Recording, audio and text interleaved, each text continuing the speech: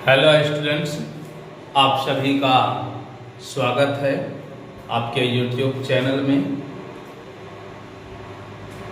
और आज फिर से बायोलॉजी की सेकेंड क्लास लेके प्रस्तुत हुआ हूँ। फर्स्ट क्लास में आपने पढ़ा था न्यूट्रिशन और आज न्यूट्रिशन की सेकेंड क्लास होगी, दूसरी क्लास। तो इस क्लास को बेहतर तरीके से समझने के लिए जो लोग पहली क्लास को नहीं देखे हैं उनसे निवेदन है कि वो जा कर के पहली क्लास को ज़रूर देखें, अन्यथा ये वीडियो उनके समझ में कम आएगी।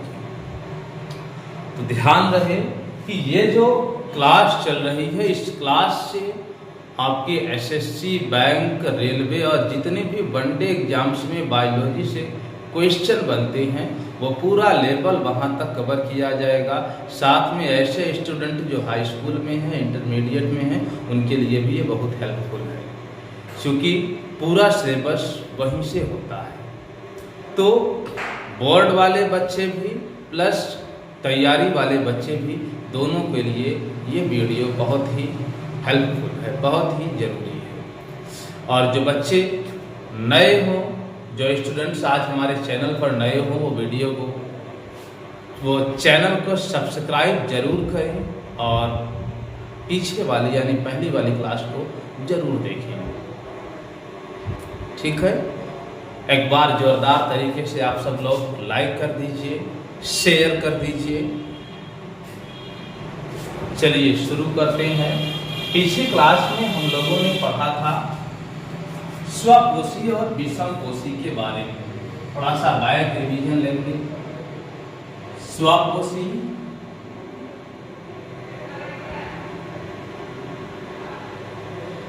और विषमपोषी।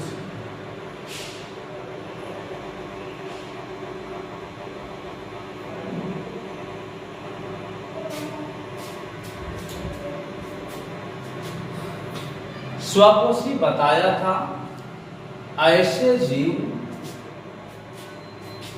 जो अपना भोजन स्वयं बना लेते हैं, स्वपोषी कहलाते हैं। और विषमपोषी ऐसे जीव जो भोजन के लिए अन्य जीवों पर आश्रित होते हैं।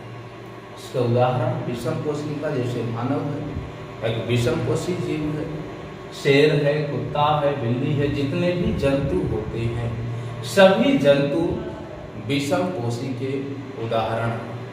और स्वपोषी में पीछे पढ़ाया था कि जितने भी आपके प्लांट्स होते हैं, सभी प्लांट्स यानी सारे पौधे स्वपोषी के उदाहरण हैं। प्लांट्स के साथ साथ, पौधे के साथ साथ वहाँ एल्गी की बात की गई थी, यानी शैवाल की बात की गई थी। एल्गी यानी शैवाल, ये आपके स्वपोषी होते हैं, प्लांट्स और एल्गी। अब अगर बात करें, पता तो चल गया कि स्वपोषी यानी ऐसे जीव जो अपना भोजन स्वयं बनाते हैं, स्वपोषी कहलाते हैं। स्वपोषी में मुख्यतः प्लांट है, प्लांट के साथ साथ कुछ आपको एल्गी मिलेंगे यानी शैवाल मिलेंगे। शैवालों पर भी अभी बात होगी, शैवाल। अब अगर स्वपोषी की बात करें तो स्वपोषी मुख्यतः दो प्रकार की। एक आपका है प्रकाश संश्लेषी, पीछे पढ़ा चुके हैं, और दूसरा है रसायन संश्लेषी।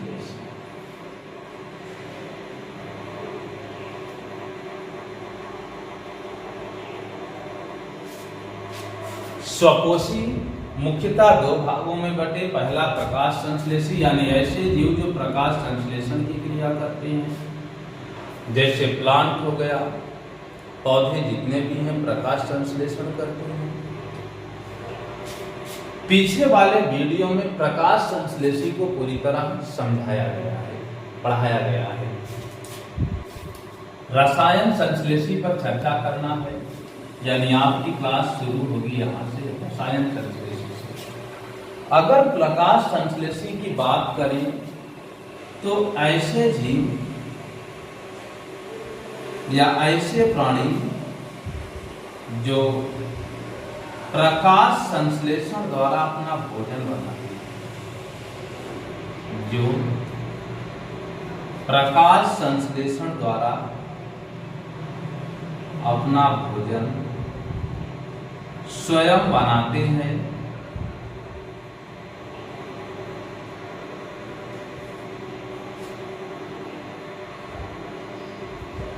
प्रकाश संश्लेषी कहलाते हैं। प्रकाश संश्लेषी कहलाते हैं। प्रकाश संश्लेषी के अगर उदाहरण की बात करें तो इस प्रकाश संश्लेषी का जो एग्जाम्पल है, उदाहरण है, वो आपको बताया गया है पौधे और blue green algae. Blue green algae या इसी को कहते हैं नील हरित शैवाल।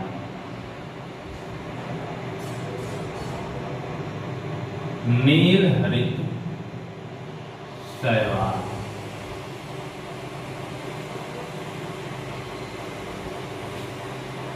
ये दो हैं जो अपना भोजन पूरी तरह प्रकाश संश्लेषण पर बनाते हैं।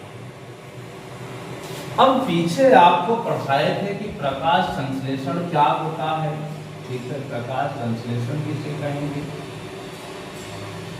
प्रकाश संश्लेषण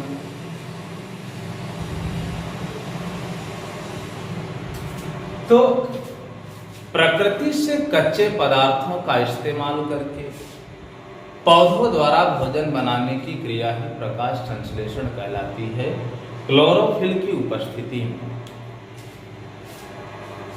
यानी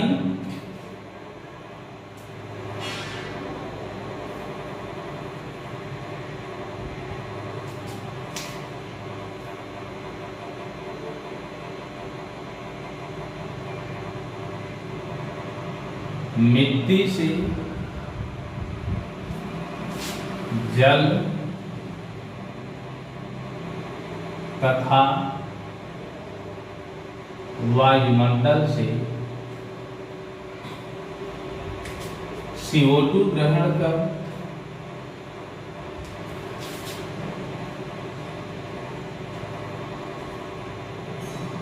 सूर्य के प्रकाश द्वारा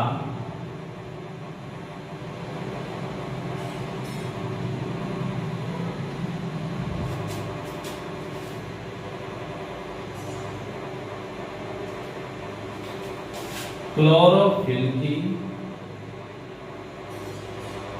उपस्थिति में भोजन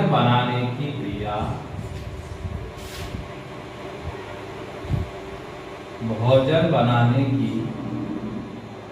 क्रिया ही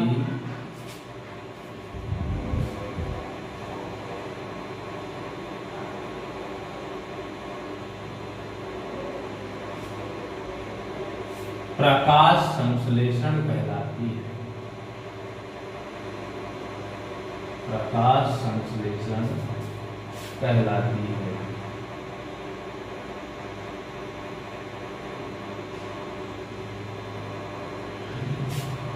यानी मिट्टी से जल तथा वायुमंडल से कार्बन डाइऑक्साइड ग्रहण करके सूर्य के प्रकाश द्वारा क्लोरोफिल की उपस्थिति में पौधे जो भोजन बनाते हैं या पौधों के भोजन बनाने की क्रिया ही प्रकाश संश्लेषण कहलाती है।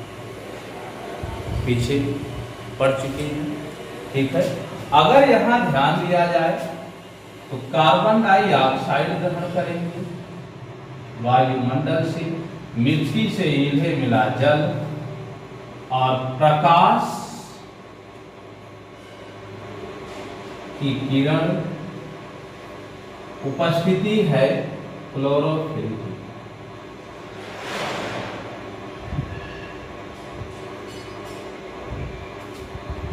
अब क्लोरोफिल की उपस्थिति में इनका भोजन जो बनेगा, भोजन बनता है ग्लूकोज के रूप में।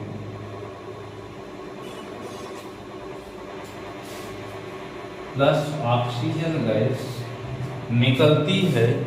इसी क्रिया को प्रकाश संश्लेषण कहा जाता है।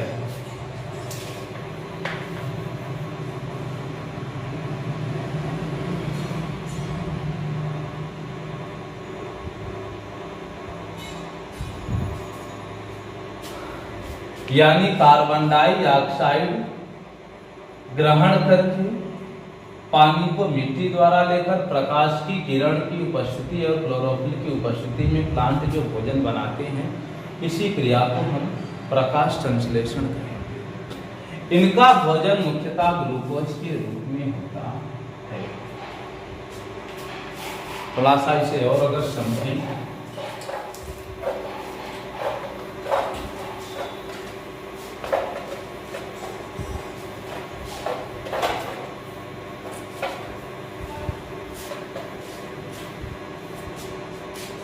अब प्लांट का जो मुख्य भोजन है, जैसे मनुष्य का जो मुख्य भोजन है वो ग्लूकोज है, तो प्लांट का भी मुख्य भोजन ग्लूकोज ही है। यानी इनका भोजन ग्लूकोज के रूप में बनेगा। और ये जो प्रकाश संश्लेषण की क्रिया है, फोटोसिंथेसिस, ये होती कहाँ पर है? जैसे हम लोगों के लिए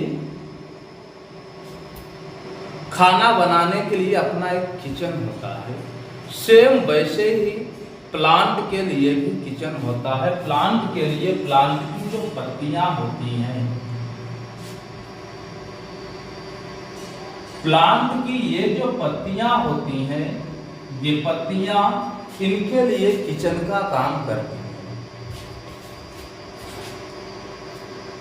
प्लांट की पत्तियों में छोटे छोटे सूक्ष्म छिद्र पाए जाते हैं या रंध्र पाए जाते हैं, इन्हें स्टोमेटा बोलते हैं। स्टोमेटा या इसी को कहते हैं रंध्र।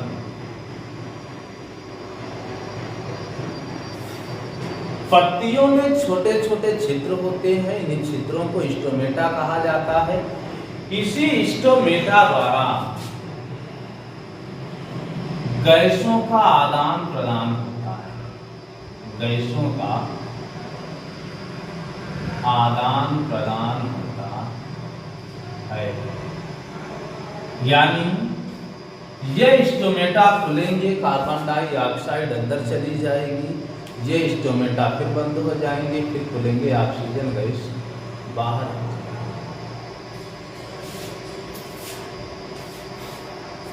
तो ये जो स्टोमेटा प्लांट में होती हैं, ये जो होती हैं, इनका मुख्य कार्य होता है गैसों का आदान प्रदान करना, यानी कार्बन डाइऑक्साइड को अंदर लेना और ऑक्सीजन को बाहर करना।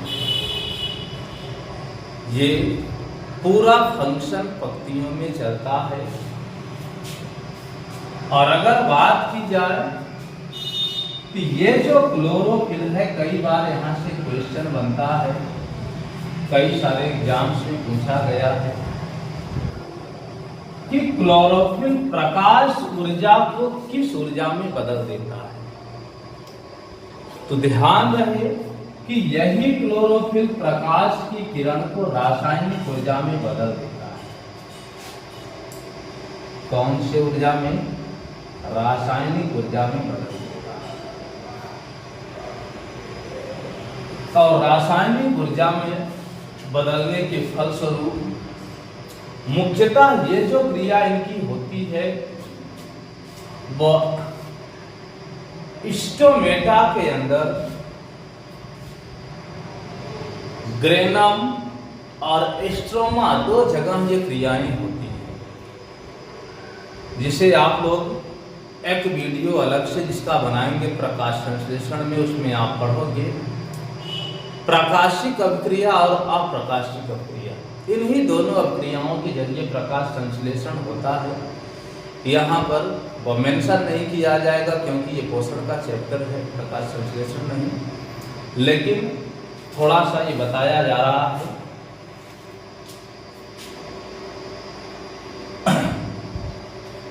क्लोरोफिल प्रकाश ऊर्जा को रासायनिक ऊर्जा में बदल देता है और यही जो रासायनिक ऊर्जा होती है जल का आयनीकरण कर देती है, जल के आयनों को तोड़ देती है, ठीक है, और जिसके परिणाम स्वरूप ग्लूकोज का निर्माण होता है। अब अगर इसमें आगे बात करें तो क्लोरोफिल की अगर बात की जाए तो क्लोरोफिल मुख्यतः एक तरीके से पिगमेंट भी है, वर्णक है। ये पत्तियों को हरा रंग देता है, हरा रंग, यानी क्लोरोफिल की उपस्थिति से ही पत्तियां हरी होती हैं। और ये क्लोरोफिल उपस्थित होता है पत्तियों में स्ट्रोमा के अंदर। खैर ये बात की बात है, जिसे पढ़ाएंगे किसी चैप्टर में।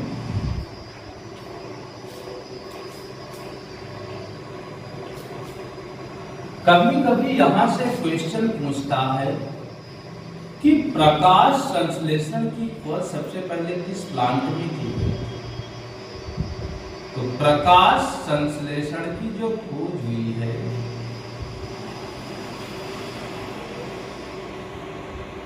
सबसे पहले क्लोरेला शैवाल में की गई है।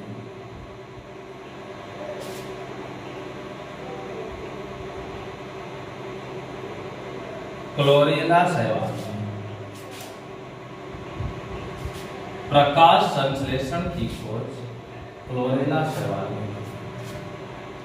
और ये एक ऐसा शैवाल है,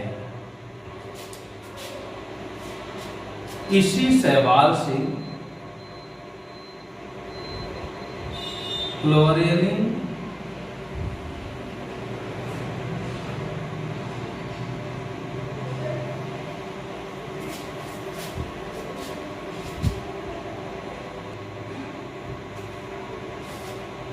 क्लोरेला शैवाल से ही क्लोरेलिन एंटीबायोटिक दवा बनाई जाती है। एंटीबायोटिक दवा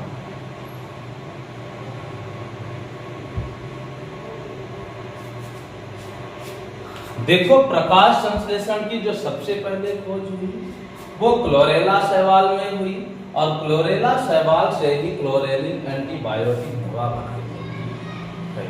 ठीक है, आप लोग स्क्रीनशॉट लेना चाहें तो ले सकते हैं। अभी यहाँ कुछ स्टूडेंट के मन में ये डाउट चला होगा कि ये शैवाल क्या है। मान लो प्लांट तो समझ गए, पौधों में प्रकाश संश्लेषण की क्रिया होती है, लेकिन यहाँ शैवाल को भी इस कैटेगरी में रखा गया है। शैवाल क्या होते हैं, शैवाल पर भी चर्चा कर लेते हैं।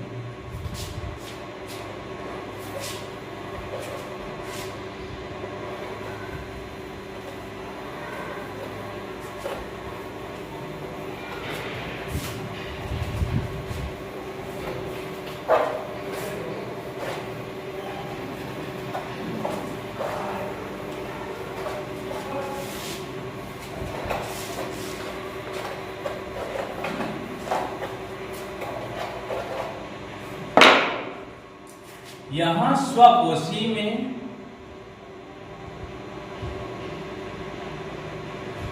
इसका जो एग्जाम्पल है वो प्लांट भी है और एल्गी भी है।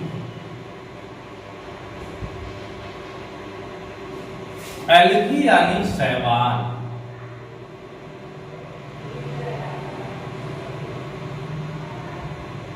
और अभी पता चला कि प्रकाश संश्लेषण की क्रिया सबसे पहले क्लोरेला शैवाल में खोजी गई। इसका मतलब ये भी क्या है, स्वकोशी है।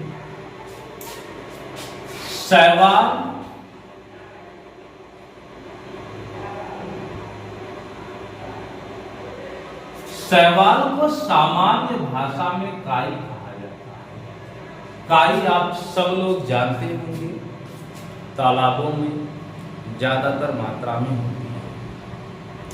तालाब या जहां नमी वाला स्थान हो, जहां पर पानी का जमाव, वहीं पर कुछ आपको हल्की हरी हरी टाइप की संरचना दिखती है, इसी को शैवाल कहते हैं।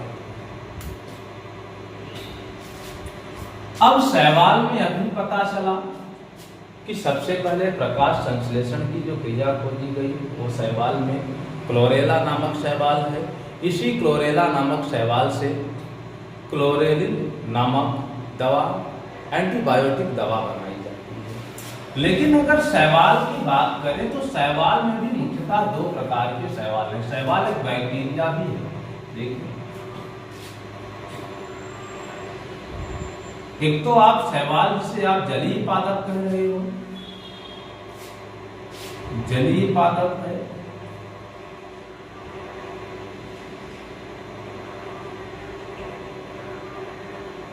यानी ये प्लांट की कैटेगरी में है, ये प्लांट ही है। और एक आपका है नील हरित शैवाल, नील हरित शैवाल, या इसी को ब्लू ग्रीन एल्गी कहते हैं, ब्लू ग्रीन एल्गी।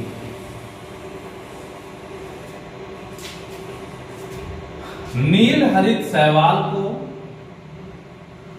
एक दूसरे नाम से भी साइनोबैक्टीरिया नाम से जाना जाता है, साइनोबैक्टीरिया, या इसी का एक और नाम है साइनोफाइटा।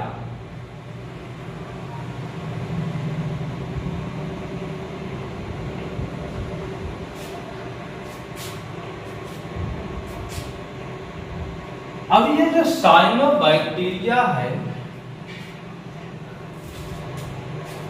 या साइनोफाइटा, ये मुख्य रूप से बैक्टीरिया है। ये क्या है? बैक्टीरिया है या जीवाणु है। बैक्टीरिया या जीवाणु। देखो, एक शैवाल जो प्लांट है और दूसरा नील हरित शैवाल, यानी ये क्या है? बैक्टीरिया है। पहले नील हरित शैवाल ब्लू ग्रीन एल्गी को भी प्लांट की कैटेगरी में रखा जाता है। पहले इसे भी प्लांट ही माना जाता था, लेकिन अब इसे मोनेरा समूह में रखा गया है। ये बैक्टीरिया है, ब्लू ग्रीन एल्गी, या इसी का नाम साइनोबैक्टीरिया, या इसी को साइनोफाइटा कहा जाता है। अब देखो, चूंकि साइनोबैक्टीरिया है, ये नीले रंग के, नीले और हरे रंग,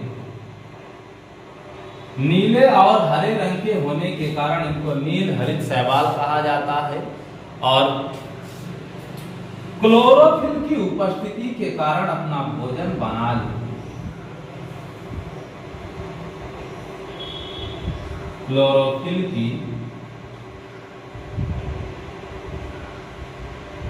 उपस्थिति के कारण अपना भोजन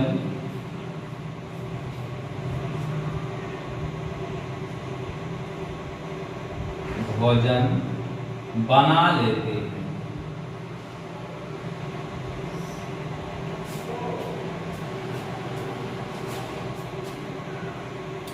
इसी कारण बस इन्हें स्वपोषी की कैटेगरी में रखा गया।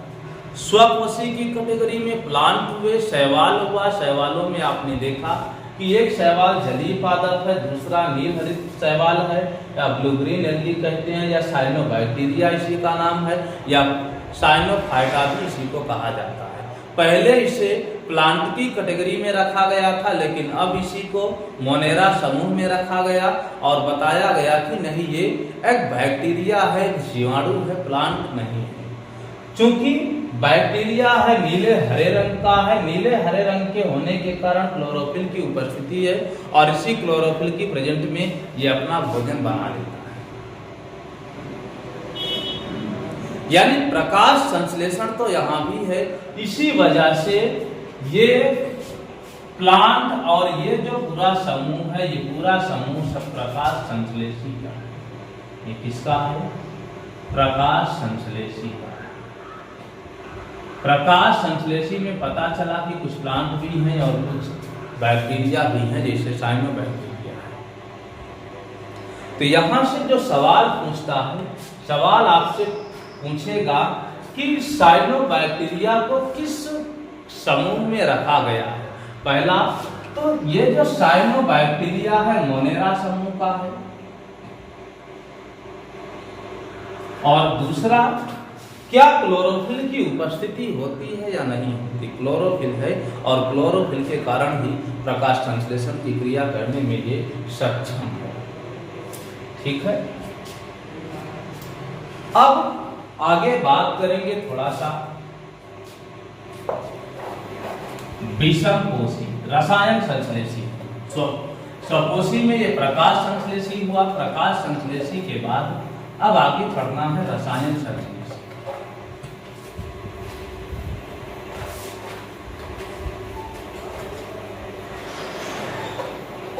स्वपोषी की दो कैटेगरी, प्रकाश संश्लेषी और रसायन संश्लेषी। प्रकाश संश्लेषी में आपने पढ़ा प्लांट भी है, बैक्टीरिया भी है, बैक्टीरिया में साइनोबैक्टीरिया है। रसायन संश्लेषी में जरा देखिए, स्वपोषी,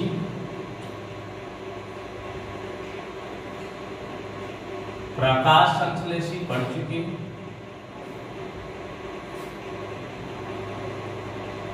आगे पढ़ना है रसायन संश्लेषी।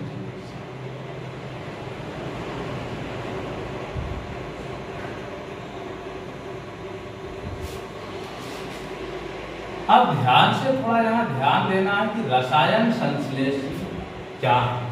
कुछ ऐसे बैक्टीरिया हैं जो अकार्बनिक पदार्थों का ऑक्सीकरण करके अपना भोजन ग्रहण कर लेते हैं। कुछ ऐसे बैक्टीरिया हैं जो अकार्बनिक पदार्थों का ऑक्सीकरण करके अपना भोजन ग्रहण कर लेते हैं, और इन्हीं बैक्टीरिया को रसायन संश्लेषी कहा जाता है।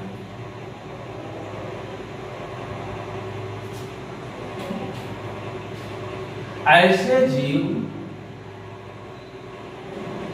जो अकार्बनिक पदार्थों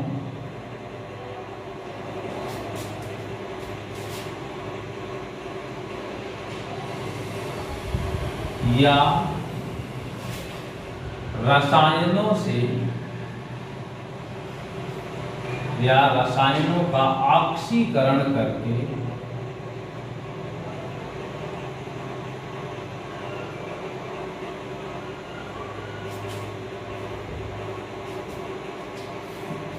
अपना भोजन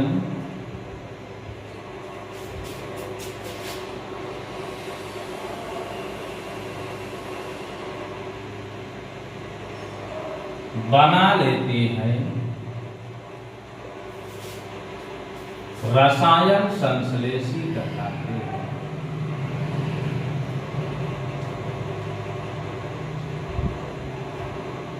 रसायन संश्लेषी कहलाते हैं। देखो, ऐसे जीव या ऐसे जीवाणु जो अकार्बनिक पदार्थों का, मुख्यतः जीवाणु ही है, ऐसे जीव जो अकार्बनिक पदार्थों या रसायनों का ऑक्सीकरण करके अपना भोजन बना लेते हैं, रसायन संश्लेषी कहलाते हैं।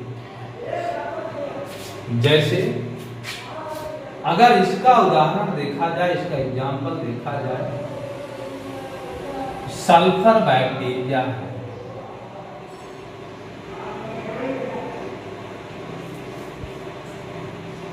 सल्फर बैक्टीरिया, आयरन बैक्टीरिया,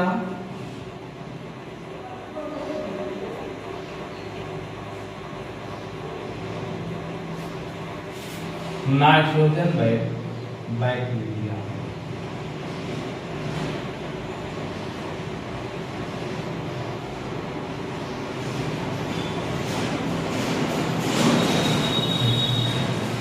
ये अकार्बनिक पदार्थों का ऑक्सीकरण करते हैं और ऑक्सीकरण करके अपना भोजन बना लेते हैं, इसलिए ये सारे जीव रसायन संश्लेषी के अंतर्गत। तो स्वपोषी की दो कैटेगरी हमने पढ़ा, एक पढ़ा प्रकाश संश्लेषी, दूसरा पढ़ा रसायन संश्लेषी। प्रकाश संश्लेषी में हमने देखा कि प्रकाश संश्लेषण द्वारा जो अपना भोजन बना रहे हैं, जैसे प्लांट है, एल्गी है, और एल्गी में भी, शैवाल में भी हमने देखा कि एक शैवाल प्लांट में है, दूसरा नीलहरित शैवाल या साइनोबैक्टीरिया या साइनोफाइटा वो बैक्टीरिया के लिस्ट में है। वहां पर भी क्लोरोफिल की उपस्थिति है, जिसके कारण वो अपना भोजन बना। अब अगर यहां आगे दूसरे की बात की जाए, विषमपोषी,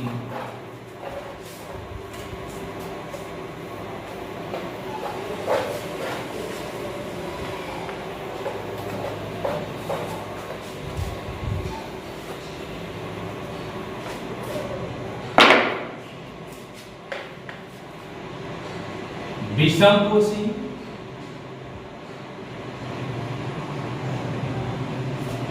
पीछे पड़ चुके हो ऐसे जीव जो भोजन के लिए अन्य जीवों पर निर्भर होते हैं, विषमपोषी कहलाते हैं।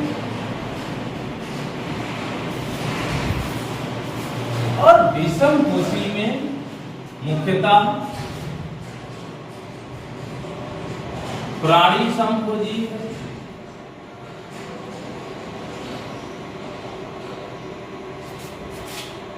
मृतोपजीवी है,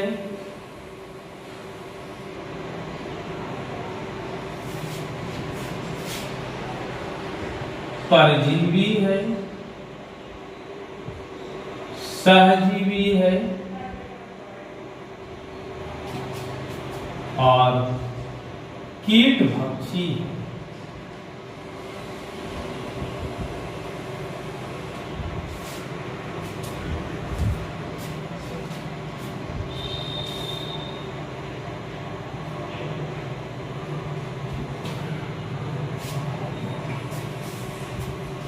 देखो, कुल ये 4-5 चीजों को हमें यहां पढ़ना है। प्राणी संभोजी, मृतोपजीवी, परजीवी, सहजीवी, कीटभक्षी।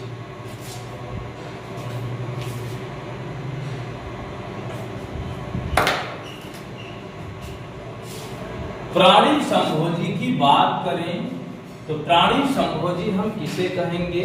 यानी ऐसे जीव या ऐसे प्राणी जो भोजन का अंतर्ग्रहण करते हो, जिनमें पाचन होता हो, परिवहन होता हो, उत्सर्जन होता हो, यानी जैव प्रक्रम की सारी क्रिया जिस प्राणी के अंतर्गत होती हो वो प्राणी संभोजी कहा जाएगा। प्राणी संभोजी प्रकार का जीव, इसका उदाहरण जैसे मानव हो गया, अमीबा हो गया, कुत्ता हो गया, बिल्ली हो गया। यानी ऐसे प्राणी या ऐसे जीव या प्राणी जो भोजन का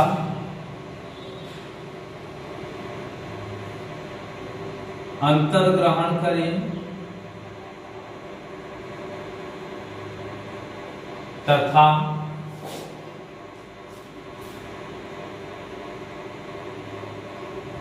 पाचन,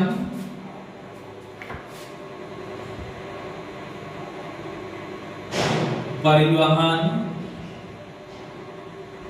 श्वसन व उत्सर्जन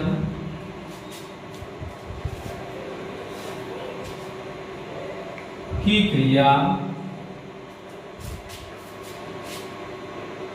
ऐसे जीव या प्राणी जो भोजन का अंतर्ग्रहण करे तथा पाचन, परिवहन, उत्सर्जन व श्वसन की क्रिया उनके शरीर के अंदर हो,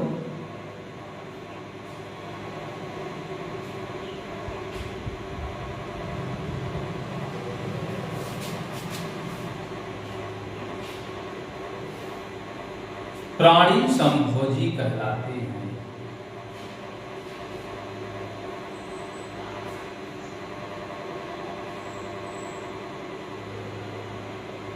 और इनके अंदर पाया जाने वाला पोषण प्राणी संभोजी प्रकार का पोषण है। इसका जो उदाहरण है, मानव है,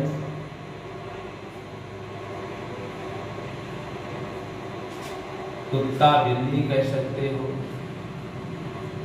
अमीबा है।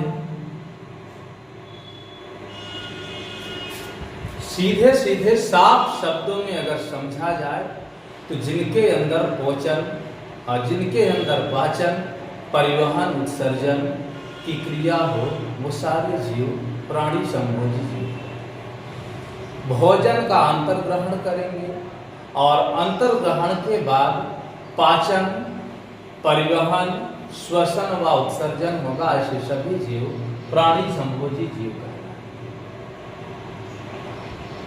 इसका उदाहरण जैसे पता चला मानव है, अमीबा है, कुत्ता है, बिल्ली है, ये सब प्राणी संभोजी प्रकार के जीव। अब अगर मृतोपजीवी की बात की जाए, मृतोपजीवी क्या होता है, थोड़ा सा इस चीज को हमें कायदे से समझना है।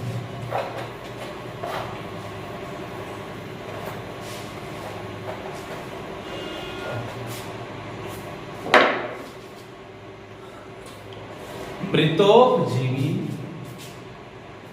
यानी इनकी बात करें तो ऐसे जीव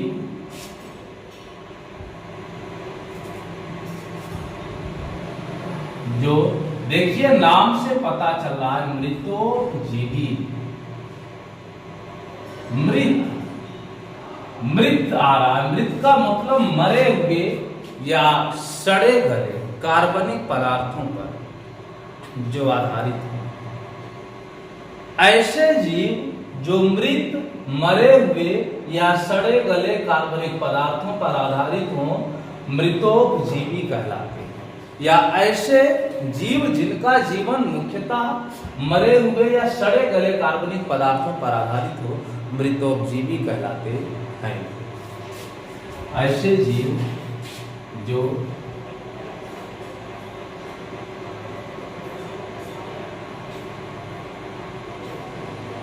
सड़े गले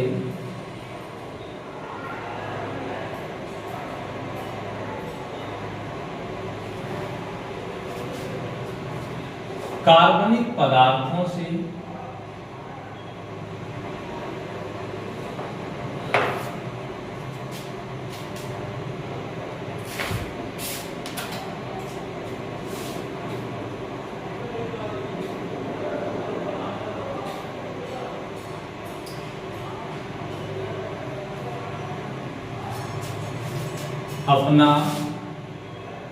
भोजन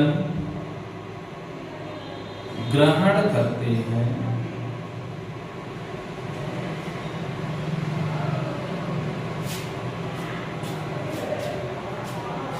मृतोपजीवी कहलाते हैं।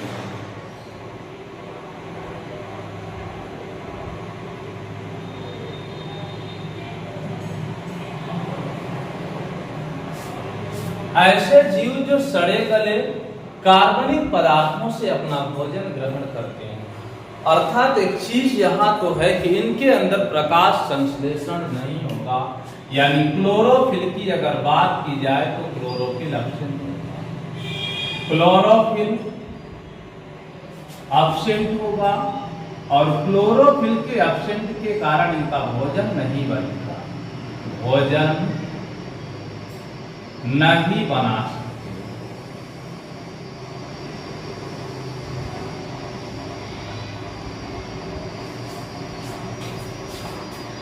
प्राणी संभोजी में बात की जाए तो यहाँ पर भी जितने जीव हैं इनके अंदर कोई क्लोरोफिल नहीं है, ठीक है, ये प्रकाश संश्लेषण नहीं कर सकते। दूसरी चीज यहाँ भी मृतोपजीवी में बात की जाए तो पता चला कि ऐसे जीव जो सड़े गले कार्बनिक पदार्थों से अपना भोजन ग्रहण करते हैं मृतोपजीवी कहलाते हैं। इनका जो उदाहरण है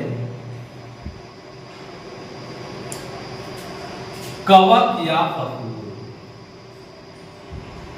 कवक या फफूंद।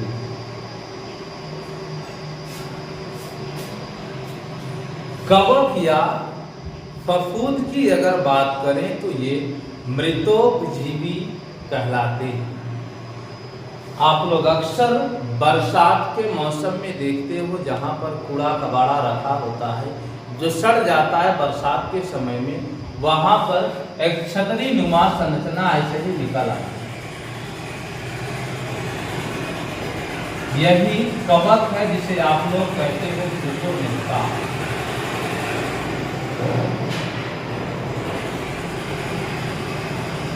कुकुरमुत्ता या मशरूम, ये एक प्रकार का कवक है। ये अपना भोजन देखिए सड़े गले कार्बनिक पदार्थों से ग्रहण करता है। तो ये क्या है? ये कवक का उदाहरण है। अगर कवक की बात की जाए, कवक या फफूंद की बात की जाए, तो कुछ लाभदायक कवक भी है, कुछ हानिकारक कवक भी है। यानी कुछ लाभदायक कवक जिन्हें हम खा रहे हैं। अगर हम मशरूम की बात करें, मशरूम इसका सबसे बेहतरीन उदाहरण है। मशरूम क्या है? कवक है और प्रोटीन की प्रचुर मात्रा होती है। सबसे ज्यादा मात्रा प्रोटीन की इस कवक में पाई जाती है और इसीलिए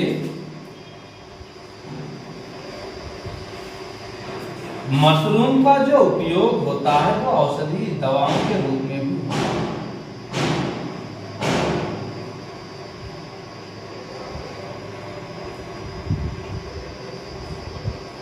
ये हमारे लिए एक लाभदायक कवक है। और अगर दूसरे कवक की बात की जाए तो एक कवक है पेनिसिलियम कवक।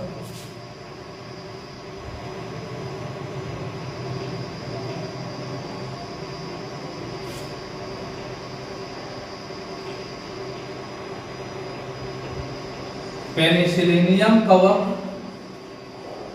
इस कवक से पेनिसिलिन की दवा बनाई जाती है।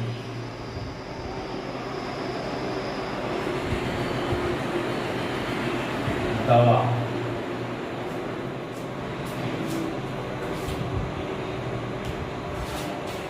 मृतोपजीवी की देखिए, अभी कुछ और कवक के बारे में पढ़ देते हैं।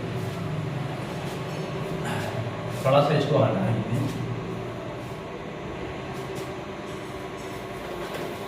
पता चला मृतोपजीवी यानी ऐसे जीव जो सड़े गले कार्बनिक पदार्थों से अपना भोजन ग्रहण करते हैं, मृतोपजीवी कहलाते हैं। और मृतोपजीवी का सबसे बेहतरीन उदाहरण कवक या फफूंद आप लोग करते हो। तो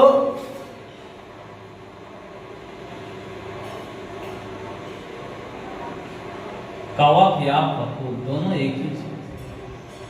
इसमें दो टाइप के कवक होते हैं। एक आपका फायदेमंद कवक है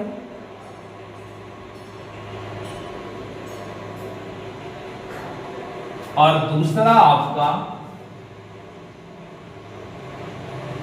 नुकसानदेह कवक।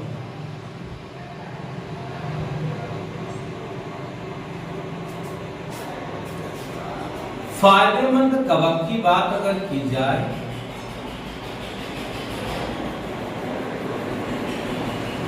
तो अभी आपने देखा मशरूम बरसात के समय में अक्सर घर के आसपास में छतरी नुमा संरचना देखी जाती है। तो ये मशरूम एक फायदेमंद कवक है। प्रोटीन की मात्रा सबसे ज्यादा है या प्रोटीन की मात्रा है, ठीक है। इसी कारण इसका प्रयोग औषधि के रूप में भी करते हैं, दवाओं के बनाने में होता है इसका प्रयोग। और अगर दूसरे कवक की बात की जाए तो एक कवक है पेनिसिलियम।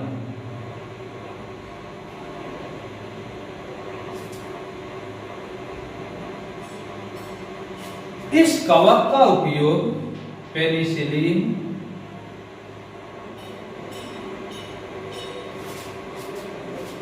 नामक एंटीबायोटिक दवा बनाने में की जाती है। एंटीबायोटिक दवा बनानी है।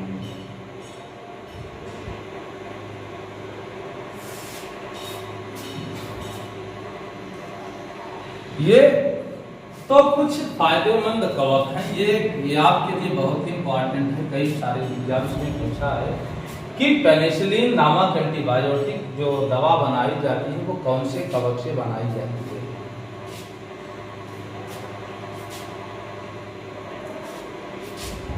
पेनिसिलियम है, पेनिसिलियम कवक से पेनिसिलिन नामक एंटीबायोटिक। कुछ नुकसानदेह कवक देख लें, जैसे एक कवक है पक्सिनिया कवक।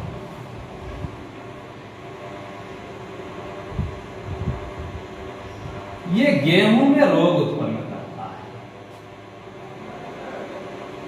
गेहूं में रोग उत्पन्न करता है।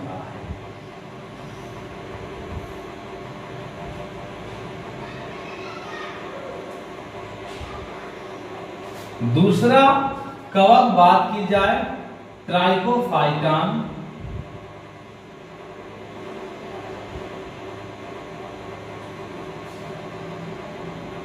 और माइक्रोस्पोरम कवक।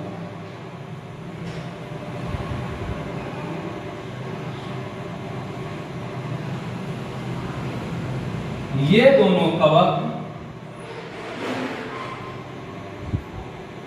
मानव में दाद रोग उत्पन्न करते हैं।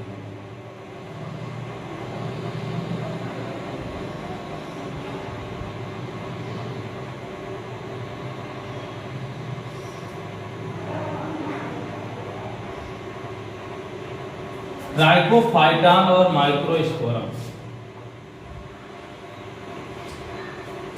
ध्यान रहे, मृतोपजीवी में आप लोग पढ़ रहे हो कि ऐसे जीव जो मरे हुए या सड़े गले कार्बनिक पदार्थों से अपना भोजन ग्रहण करते हैं मृतोपजीवी कहलाते हैं।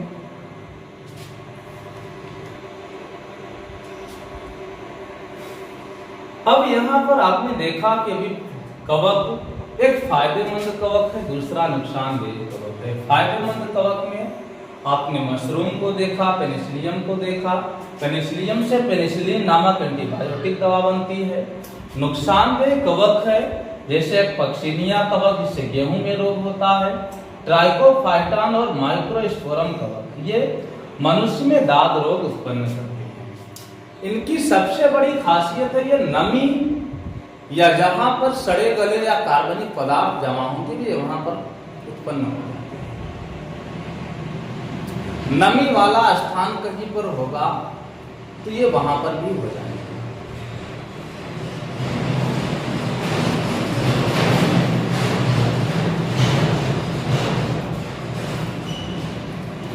कुछ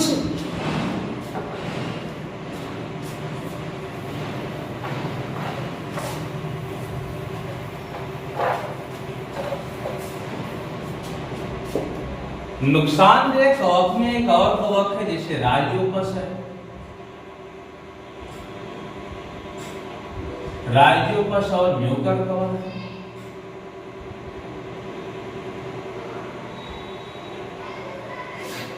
ये क्या करते हैं, रोटी को या डबल रोटी को आप 2 से 3 दिन तक रख दीजिए, तो 2 से 3 दिन बाद आप उस पर देखते हैं एक सफेद सफेद संरचना उग जाती है। ये सफेद सफेद जो संरचना होती है दरअसल वो राइजोपस की उपस्थिति है। राइजोपस और म्यूकर ये दोनों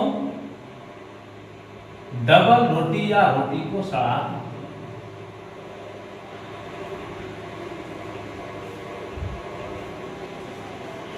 सड़ाने का काम है।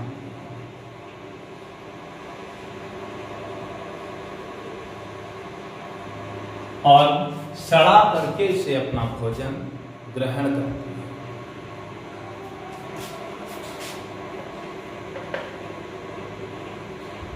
आप लोग अक्सर देखते हो अचार के डिब्बे में अगर रख दिया जाए बहुत ज़्यादा दिन तो उसमें बहुत ज़्यादा सफ़ेद सफ़ेद प्रकार की संरचना है। ये जो सफ़ेद प्रकार की संरचना है यही है राइजोपस और म्यूकर। ये दोनों उसको सड़ा करके वहाँ से भोजन प्राप्त करने की कोशिश करते हैं। एक सजीव है।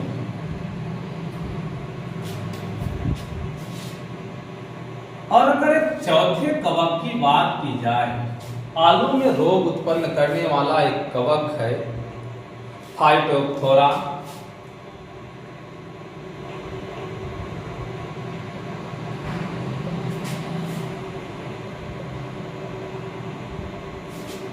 सिम्फेंथीस।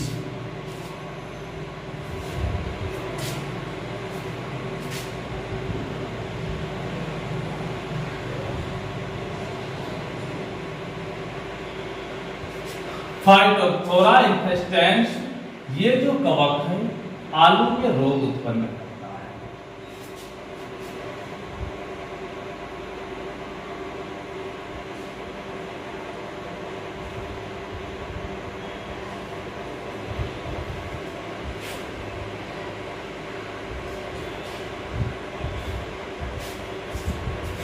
तो इसमें से बहुत सारे क्वेश्चन, जैसे एक क्वेश्चन आपका ये हो गया, गेहूं में लगने वाला कवक, दाद और खुजली ट्राइकोफाइटन और माइक्रोस्पोरम नामक कवक से होते हैं। ठीक है। राइजोपस और म्यूकर और फाइटोप्थोरा इन्फेस्टेंस, ये सारे ये कवक के प्रकार आपको याद होने चाहिए। इनसे क्या क्या समस्या होती है ये आपको याद होना चाहिए। बहुत सारे एग्जाम्स में ये बहुत बार पूछ लिया है। जैसे इसमें से ट्राइकोफाइटन और माइक्रोस्पोरम कई बार पूछा है, पक्सिनिया कई बार पूछ चुका है। ये थोड़ा सा ध्यान रहे, कुछ फायदेमंद कवक है और कुछ नुकसानदेह कवक है। बस अब ये वीडियो आज यहीं पर रोक देते हैं, ज़्यादा लंबा हो रहा है। इसके बाद अगले सेक्शन में हम पढ़ेंगे परजीवी, सहजीवी और कीट। वीडियो अगर आप सबको अच्छा लगा हो तो आप सब लोग लाइक कर दीजिएगा, शेयर कर दीजिएगा और चैनल को सब्सक्राइब करना मत भूलिएगा।